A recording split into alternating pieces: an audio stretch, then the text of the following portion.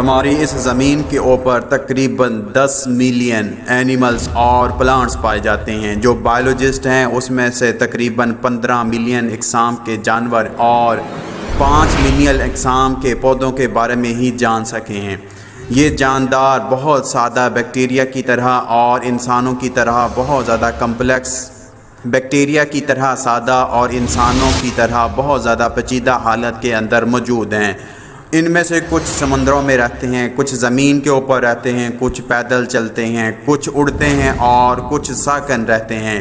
ہر کوئی اپنے طریقے سے زندگی کو گزار رہا ہے۔ ہر کسی کا طریقہ خوراک کو لینے کا اور اپنی نسل کو بڑھانے کا مختلف ہے۔ جانداروں کی اتنی زیادہ مختلف اقسام ہونے کی وجہ سے بائیولوجسٹ کے لیے یہ مشکل ہے کہ تمام جانداروں کی خصوصیات کو جان سکیں۔ بائیولوجسٹ نے اس کا یہ حل نکالا ہے کہ انہوں نے جانداروں کو گروپس اور سب گروپس کے اندر تقسیم کر دیا ہے۔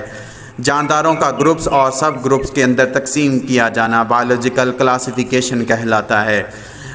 وہ برانچ جس کے اندر ہم لوگ کلاسیفیکیشن کو اسٹڈی کرتے ہیں اسے ٹیکسونومی بولتے ہیں، اور وہ برانچ جس کے اندر جانداروں کی کلاسیفیکیشن اور ان کی ایوولوشنری ہسٹری کو جانا جاتا ہے اسے سسٹمیٹکس بولتے ہیں۔